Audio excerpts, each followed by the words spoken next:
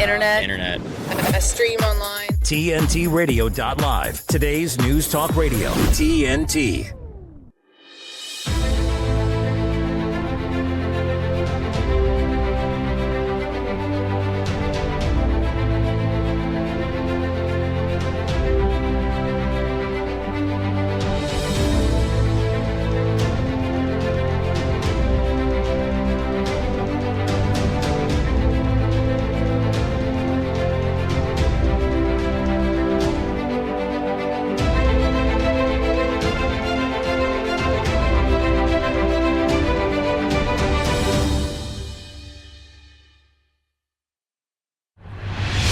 Patrick Henningsen and TNT. And welcome back to the program. I'm Patrick Henningsen, your host, live and direct here. Hour number 2. We'll be joined in a few minutes by independent U.S. Senate candidate Diane Sare.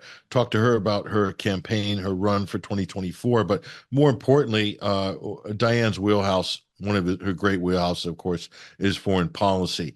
She's a fantastic foreign policy pundit. I want to talk to her about these issues that right now are front and center with the U.S. right now. They're big election issues. They're going to move the dial on a number of races, certainly even in the congressional and the Senate front. We're talking about Ukraine and Israel, massive issues. And on this issue of NATO, and of course, this is part of the conversation, is what is the U.S. role in the future in NATO? And is NATO absolutely necessary for the United States? I'm going to take a controversial position here. Well, not really. It is essential for the United States to be in NATO, but not for the reasons you think. It's essential for U.S.-led hegemony globally, because NATO is the thing that allows America to interfere in European politics, economics, military affairs. Okay, that's what NATO was designed for. This is what this is the purpose that it serves. The way the U.S. will paint this, and the British too, which are the junior partner to the U.S. And NATO, every other member state, as I've said many times, is really along for the ride and there to do what they're told. They're cannon fodder. They're cannon fodder for the Americans and the British. Let's not mince words, okay? But the whole point is to maintain Anglo-American hegemony. That's the point of NATO. And so this is an interesting statement, which was made by Alexander Grushko. And what he's saying is a deputy foreign minister here, the deputy foreign minister, Russia's deputy foreign minister and former permanent representative to NATO, Alexander Grushko, basically said, in no certain terms, NATO needs a Russian threat to justify its existence. So he's absolutely spot on. Of course, the Russians understand this, but it's so funny that it's hard to find many Americans that actually understand this concept. So it's absolutely essential to build up and to maintain the perception of a Russian threat in order to keep NATO afloat, basically, to keep it relevant. And the amount of money that is cycling through Europe right now, especially in Ukraine and through the defense industry, it's unprecedented, and it's all based and predicated on this idea that Russia's going to overrun Europe and push the right to Normandy, basically to the English Channel. I mean, it's absolutely preposterous if you actually spend time in Europe or in Russia, as I have recently, to understand that the idea of this is just ridiculous. But anyway, be that as it may, it's not going to change the thinking of people in Washington, D.C., but maybe the person who is going to change the thinking of people in Washington, D.C. is someone like our next guest, who is an independent candidate for the United States Senate in the great state of New York. Diane Sare is joining us on the line right now. Diane, how are you? I'm very well, thank you. I wouldn't mind if the world were a little bit calmer, I must say. Yes, I know, Diane. It wasn't, well, it's just over a year ago. I know I first met you at this big anti-war rally in Washington, D.C., which you spoke at in front of the Lincoln Memorial. They're looking on the historic reflection pool at the Washington Monument, wanting to see an end to NATO's war in Ukraine. And since then, a new front has opened up, a serious front with the situation we see now with Israel and Palestine. So first of all, want to say thank you for joining us. First of all, I want to get an update on where your campaign is at right now. If you can kind of share that with our audience at the moment. Sure. Thanks very much for asking. So in less than 2 weeks, we begin the ridiculous petitioning requirement, whereas many states in the United States have made it next to impossible for independent candidates to get onto the ballot. In the case of New York, we have to get 45,000 valid signatures. Democrats need only 15,000, Republicans need only 5,000. And New York is one of the hardest in the country because there's a strict time limit. You can't just start any old time.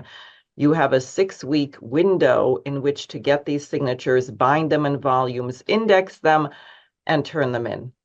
And last election, I was the only person in the entire state to succeed at doing this. In the state of New York, the Libertarian Party, the Green Party no longer have ballot access, which I think is outrageous.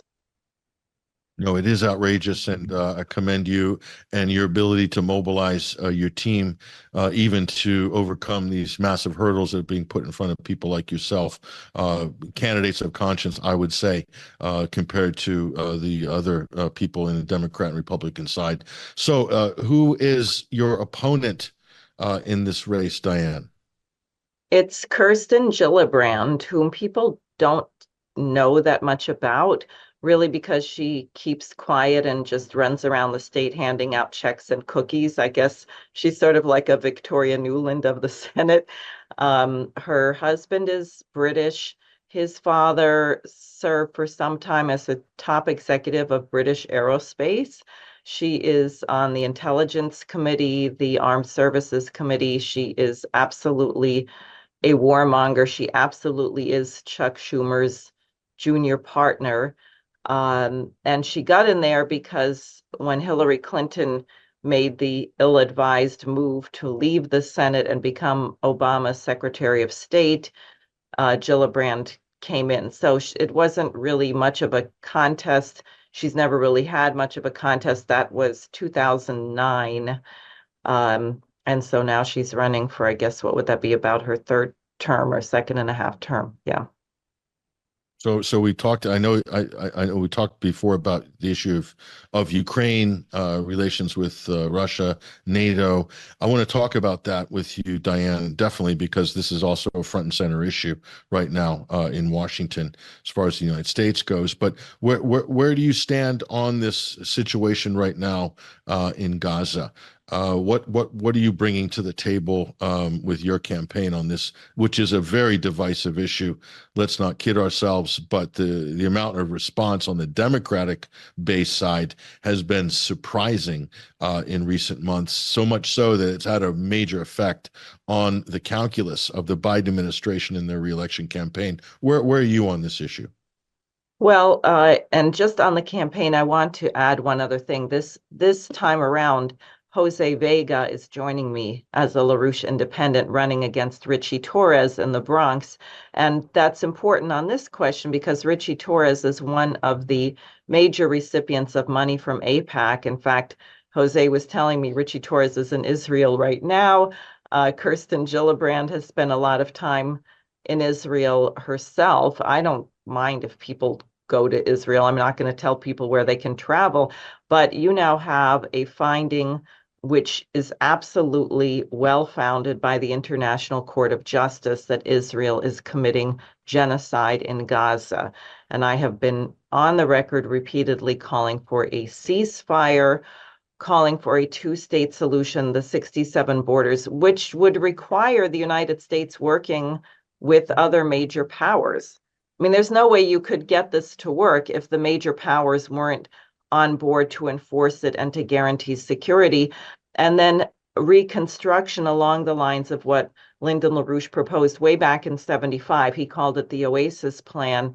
And I will say, Henry Kissinger flew to Paris, France in 1975 to prevent this from coming into being at that time, because LaRouche had secured agreements from the Ba'ath Party in Iraq to fund massive water that's the big issue in the region. A lot of the land that Israel has seized has to do with water rights.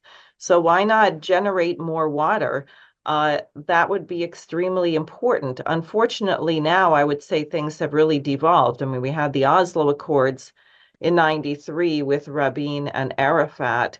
And I really think people should remember that. Everyone who says, oh, they're always going to be killing each other. Well, not true.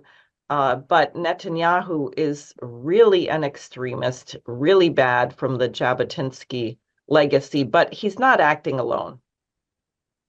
And where would you be? As a U.S. senator right now, you saw the press conferences with John Kirby in the last day, the nervousness, the stuttering, talking about the U.S. policy against Israel. I mean, what policy are we talking about here, Diane? Isn't it the supplying of arms and bombs to Israel? Isn't that the real leverage that Washington has? Yes. And what could you do?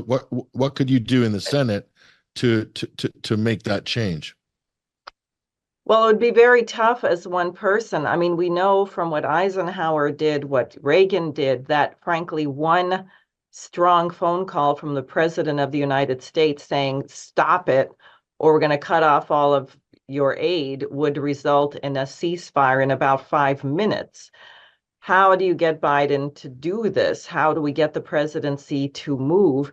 We see the effect, and you're right, the uncommitted vote in Michigan, Minnesota. There was another one which wasn't called uncommitted, but something else, I think Wisconsin or somewhere. And we'll see what they got in New York with the blank vote. It'll take longer to count.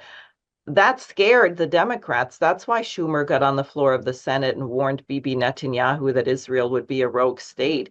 It's not because Schumer cares about the 13,000, 14,000 children who have been killed in Gaza and the starvation. So it's, we have to make this known. The Democratic Party should not take for granted people's vote. And I think that is becoming known. Can people be unified enough? That's another question. I think part of the timing of all this was actually to create another wedge issue, so to say, during the elections to get Americans at each other's throats. And I'm sure you've seen the coverage. If you're demonstrating against genocide, you're pro-Hamas, anti-Israel. Some people undoubtedly are, but I think most people would prefer peace. And that's what the United States should represent. And it's very difficult because AIPAC throws a lot of money around.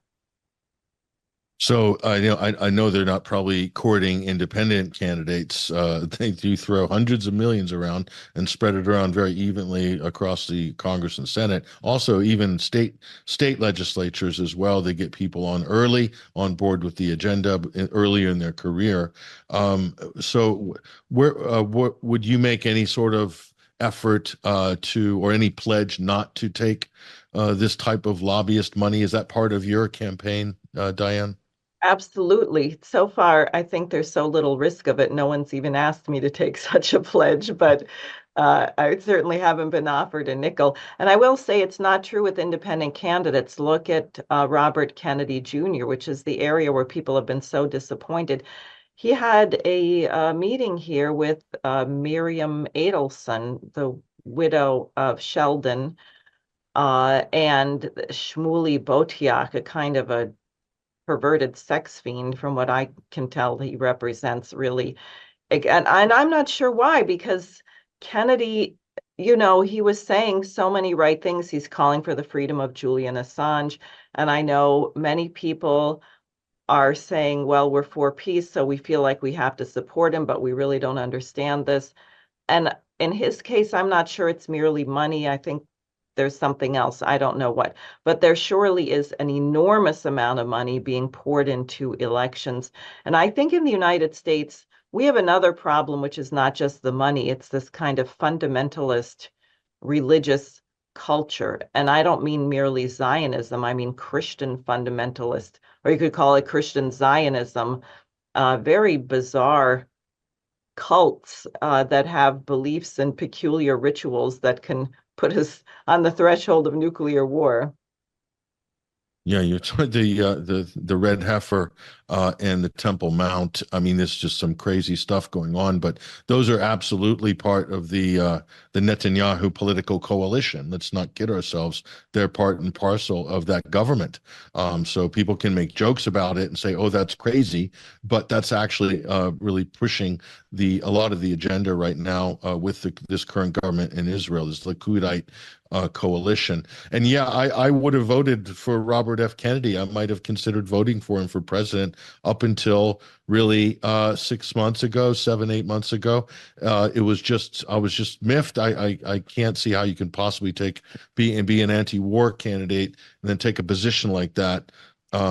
Clearly, when you're confronted with a historic, act of genocide going on right in front of your eyes. So a lot of people fled the RFK support camp as a result of that, which is a shame. He's very strong in so many other areas, but I just can't reconcile how he comes to this position at all. It's really a mystery.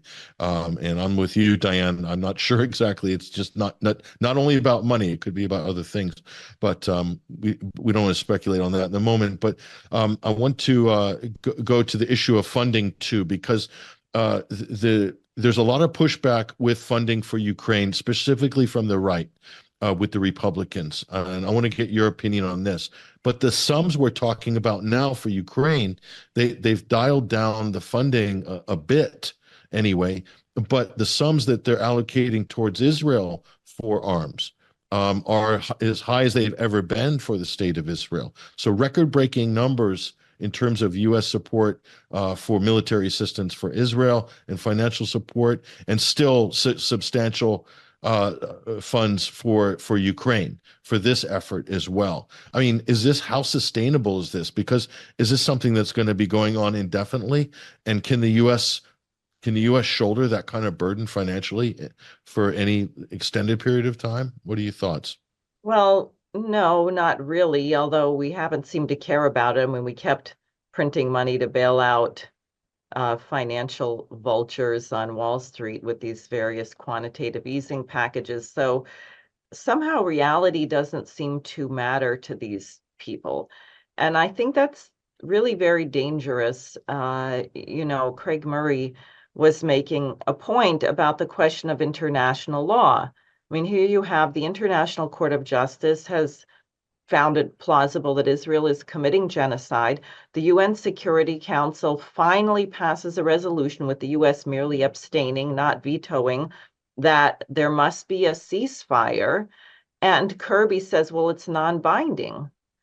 Well, if that's non-binding, then what is? What prevents nations from the law of the jungle and just taking matters into their own hands and launching whatever rockets they have and saying, well, so be it, may the strongest win, or maybe we'll all go down together? Or it's very scary after what Israel did, also the attack on the Iranian consulate in Damascus. This is total violation of international law. And then they followed up by killing 7 relief workers who were delivering 100 tons of food to people who were starving in clearly marked vehicles.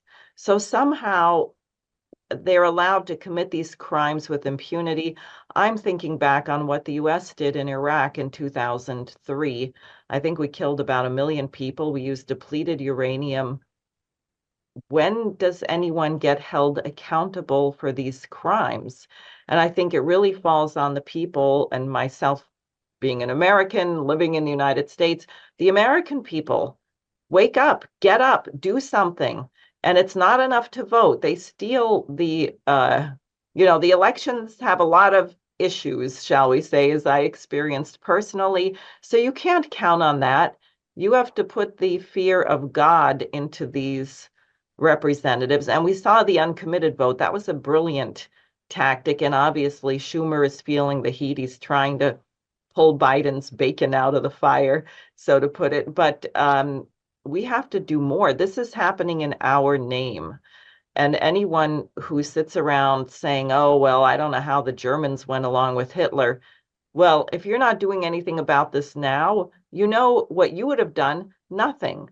And people have to take that really personally. Why you think that you will survive if your government is committing genocide is beyond me. Nothing stops them from turning that back in the United States, and it will happen. It's really there's a crisis of confidence in government right now, and it's because of the policies that the government's undertaking. Ultimately are very unpopular with the electorate. Even though the media is sending other signals, the political establishment is sending other signals, but we're seeing the numbers on the street, especially in support of Palestine against genocide. And the numbers are astounding, Diane. I mean, we couldn't mobilize. I mean, I say we, the global anti-war movement, could not mobilize any significant numbers for years after the Iraq War. It was impossible. It was, and all of a sudden, in the last 6 months, I mean, I've been shocked. So clearly, there's a desire there amongst the public, Diane, but it's a very different way of thinking than what we see in the media in politics in the Beltway especially. So how do we bridge this gap? Well, I think we're also really just seeing the tip of the iceberg because so many people fear being fired. Peace groups are getting banned everywhere, right? It's fine to cheer for the slaughter of children, but if you oppose that and call for peace, like Jewish Voice for Peace, Students for Justice in Palestine, not only were they banned at Columbia University, they were gassed. And I just was speaking with someone tonight who's with Veterans for Peace, who told me there was a meeting at a library in Bethlehem, New York, and the pro-Zionists came out to protest it, and the library has now banned Bethlehem Neighbors for Peace for a year. So, but what that means is there's an enormous resistance building underground. Someone posted, I think it was Medea Benjamin, the toilets in the restrooms in the House office building, and they have stickers on them from the staffers who don't dare to go public but say, stop funding Israel, stop funding Israel. So there's an enormous underground movement of people who are afraid to lose their job or be called names or whatever. So it's even greater than what you see. No, absolutely. And I want to talk about your campaign. I want to talk about what happened in the last election. What do you think some of those problems have been resolved? And talking about election integrity, this topic, very uncomfortable topic. I know it's forbidden in a lot of quarters and polite conversation, but we're going to talk about it. And also about the broader issue of Ukraine, U.S. relations with Russia, NATO, America's future within that mix. I want to get your thoughts on that, Diane, on the other side. You're listening to TNT, Today's News Talk. I'm Patrick Henningsen, your host. We're here with independent U.S. Senate candidate from New York, Diane Sare. We're going to hit the issues hard on the other side, so stay with us. We'll be right back.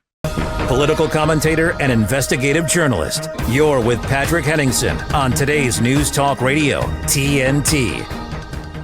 All right, welcome back, folks. Welcome back. I'm Patrick Henningsen, your host. This is TNT, Today's News Talk. We're in the final segment of the final hour of this live broadcast. Very pleased to be joined right now with independent candidate for the U.S. Senate in the great state of New York, Diane Sare, is joining us on the show right now. Diane, you shared a clip with me before the broadcast about, I don't know what it was. It looked like kind of a Democratic fundraiser event. Bill Clinton was in attendance, other luminaries, but some unexpected things happened with regards to protesters. We're going to roll this clip. I want to get your comment, your reaction on this, Diane, but let's go ahead and roll this clip. Because I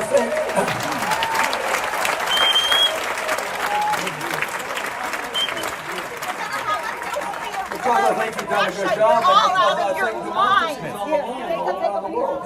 It's not surprising that.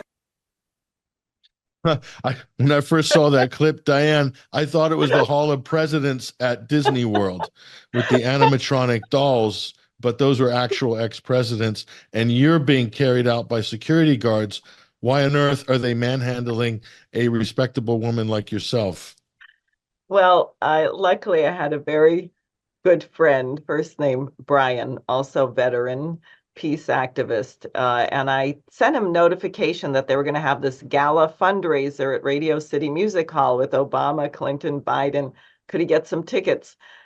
To my surprise, he shelled out some pretty big money, not $500,000 like some of the people on the floor, but got orchestra seat tickets, knowing that I intended to interview. We never discussed it on the phone because I don't like to discuss that. So I was pleasantly surprised when I got the tickets.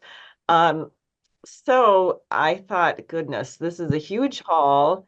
I can't bring in a bullhorn, which I did once to Schumer.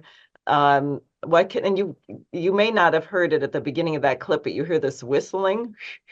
Because what happened was a friend of mine had given me a little security whistle that you can fit on a keychain. So what I had done was taken a white sheet and in large black letters wrote "War Pigs All." And since we were in the orchestra, I was able, when the three presidents came in with Stephen Colbert, I let them take one question. And then I went to the front near the stage and unfurled my banner and blew as loud as I could on that whistle. And the security snatched my banner away. And you can see, it looks like I'm struggling. I have a friend who said, I said, I was just trying to keep blowing the whistle, but the woman security guard, who was very strong, by the way, kept preventing me from getting the whistle up to my mouth because I wanted to disrupt as long as possible. And you hear me saying, you're all out of your minds. I mean, can you imagine spending $500,000 to hear these people? That money, what could that bring to Gaza or Sudan for that matter, or Haiti? There's a lot of places where people are suffering horribly. And you're going to give that money to the people who are perpetrating this? It really was sick. I hoped that there would have been more resistance, and there was. I chose to focus on nuclear war with Russia because I think that's the thing that's going to get rid of all of us, in the hopes that others would focus on Gaza, and I wasn't disappointed. Most of them were in the balcony, but I think there were 4 other disruptions where people were carried out, which is good. These people shouldn't be able to go anywhere and talk without someone jumping up and calling them out. I wish the whole audience would have walked out. No, and especially Democrats, progressives, liberals, traditionally anti-war. This party has just totally abandoned all of these principles in recent years and become as neocon as anything on the right. But well done, Diane, for doing that. There's interventions that yourself and Jose Vega becoming notorious for, and well known, and deservedly so, for the right reasons, I might add. So on the election, though, New York's an interesting state. There's a lot of disenchanted voters in the state of New York. We've seen the gubernatorial run by Lee Zeldin got a huge support. Was totally caught by surprise there. Nearly came home with a victory in that race. So New York's a kind of a state in flux. How did it go for you last time? I know you had some voter discrepancy issues, election integrity issues, we could say. Have those been resolved? What are your prospects? Well, it's interesting because in the course of working on this, I came across a group called New York Citizens Audit, founded by Marley Hornick. She's now gone national. She's an engineer, I believe, by training, super methodical, will not get tricked by sucker punch fake out operations, which unfortunately I think Sidney Powell fell into. They want to send you bad information to discredit your work. So she stuck to what was merely, she had been working on this from 2020. She said during the lockdowns, I wasn't going to get a vaccine. So I stayed home and started looking at the election. And she said, I thought New York is a blue state. There won't be that much fraud here. Then they discovered that in 2020, the state of New York had certified, I believe it's 338 or 348,000 more votes than people who voted, which is a large discrepancy. It was about 4%. It wasn't evenly spaced out. And they concluded that out of the 27 congressional districts at that time, 11 races were too close, given this amount of bizarre fake votes that were put in at the last minute from the Secretary of State's office, and that 11 of the 27 elections should never have been certified. Now, going after trying to change the outcome of a previous election is really a loser. They tried to take some other actions and I think had a hard time finding a lawyer. Giuliani got disbarred in New York, if you recall, for defending Trump on these matters. And so people tended not to want to touch it. What I had the distinct displeasure of doing was watching my vote go down. And actually, I didn't realize that's what was happening. I went to bed, my vote was around 57,000. And I said sort of cynically to myself, well, I turned in 66,000 signatures to get on the ballot. Maybe they're going to, at least I had that much. It was about 1% of the vote. Although the one poll that mentioned my name showed me polling at about 5%. But at any rate, so I went to bed, wake up the next morning, and someone says, well, I saw you got 29,000 votes. I said, 29,000? When I went to bed, it was 57,000.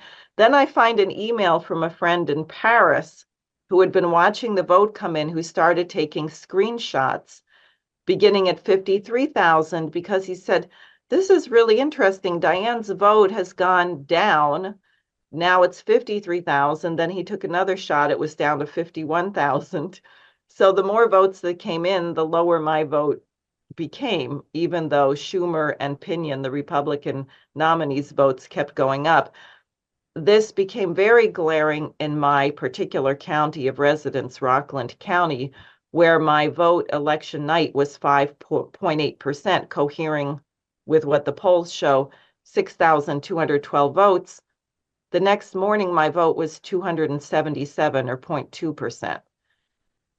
And so I went to the Board of Elections to ask for a I wanted to see where it changed. Could they give me a time-stamped report of how the vote was counted? And it had changed.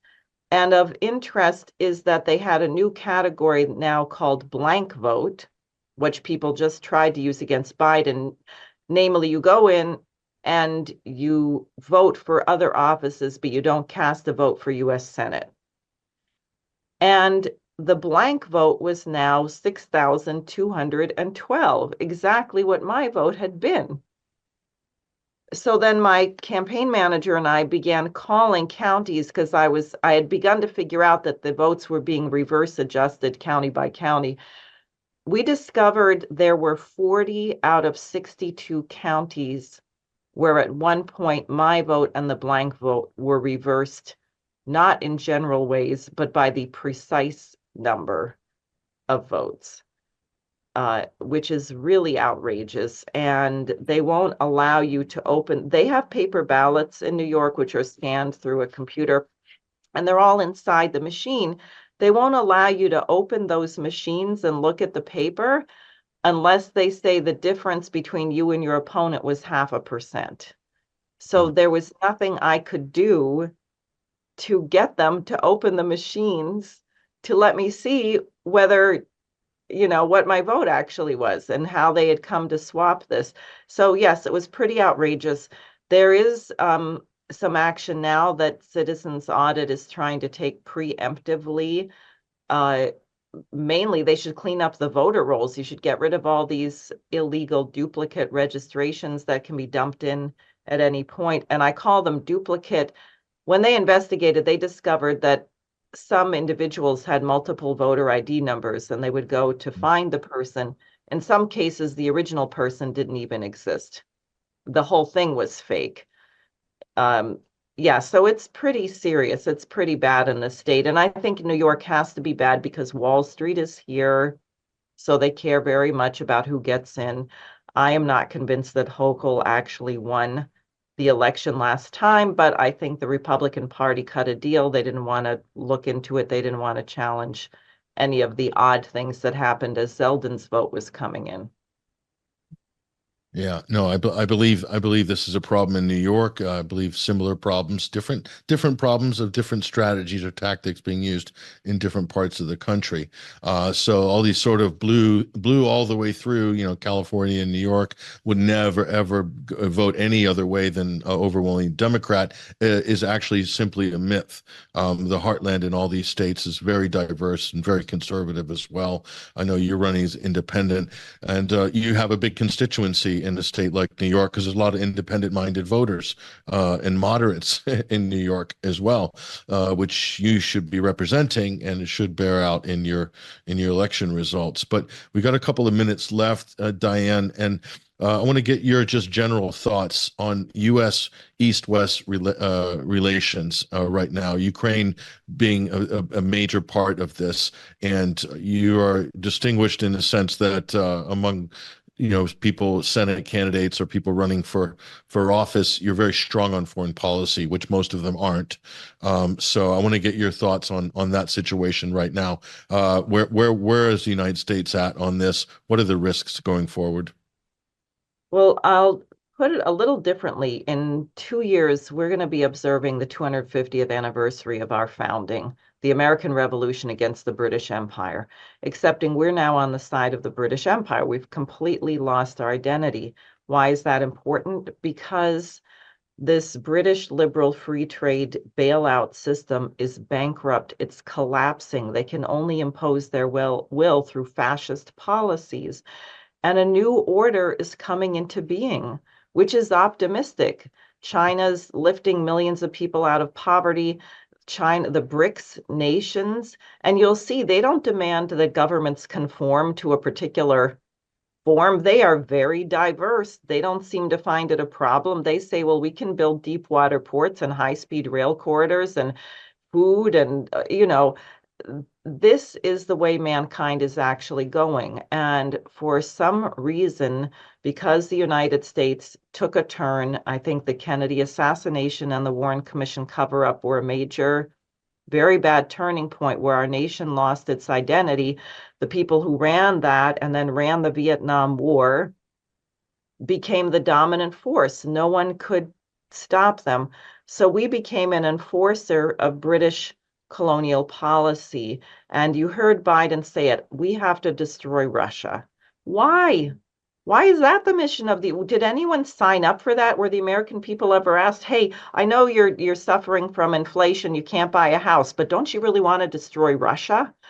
I don't think people voted for that or wanted that, but he's decided that's his mission. So we've killed virtually every young man in Ukraine. I mean, this is a horror. And we're continuing. And now you have lunatics like Schumer saying that if we don't send Ukraine more weapons so they can win, which they won't, that we're going to be sending troops and fighting Russia on the ground in Europe. I mean, this is psychotic, really. No, absolutely. I'm glad you brought up this issue of the U.S. being led. It's an Anglo-American effort. For some reason, Britain's a lot more strident and aggressive towards Russia, even than a lot of politicians in America are. So again, we're being led via NATO with the UK doing the sort of the chief whip of NATO, if you will. And it doesn't seem to, and in terms of U.S. domination, I can see if that's the object, Diane, it makes perfect sense. But how is U.S. domination of Europe? I mean, I can see that made sense in the Marshall Plan, the post-Marshall Plan era with rebuilding Europe. But unless they're planning to wreck Europe again, Diane, I don't see why we need to be repeating this pattern again. But here we are. We're right there.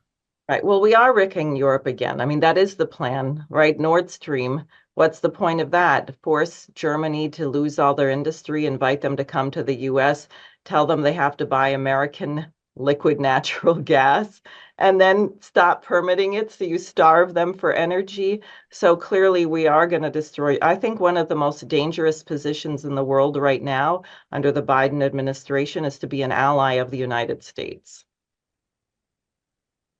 Yeah, very good point. Duly noted. It should be duly noted.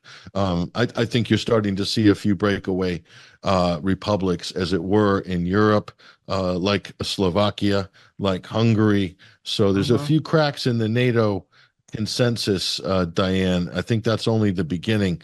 It's just not making any sense economically. Germany, France, if any one of these major European countries breaks rank on this issue, I think we could see a very, very different shift as far as Europe goes. And where's the U.S. going to be at that point?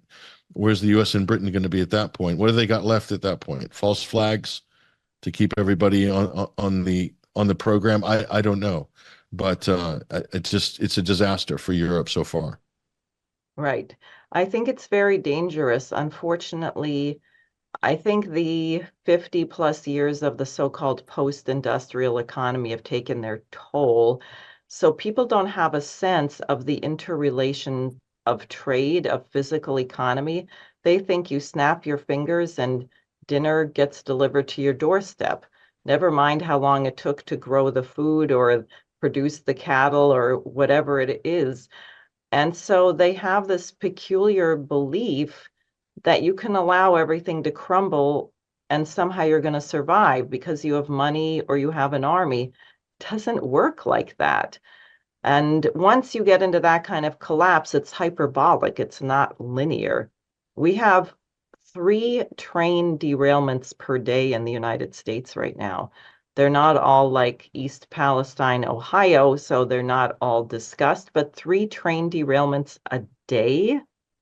What does that mean for freight or the cost of insurance or, these other considerations? The state of New York, where I am, lost 10% of our farms in 5 years, 3,000 farms in 5 years. Yeah, there's a lot we need to get a hold of and change course on. Diane, Sare, how can people support your campaign? Thanks. They should visit my website, sareforsenate.com, and it's SAREFOR, Senate.com. And sign up, volunteer, donate, come to New York and help petition. We need help in every direction. Get involved, folks. Diane's a great candidate. You want to get behind her. Diane, thanks for joining us this week on TNT. Thank you. That's it, folks. That's all we got time for. Thank you, Sam Husseini, State Department correspondent. Diane, Sare, it's been a fantastic show. Thank you guys for tuning in. I'll see you same time, same place tomorrow. All the best. Signing out.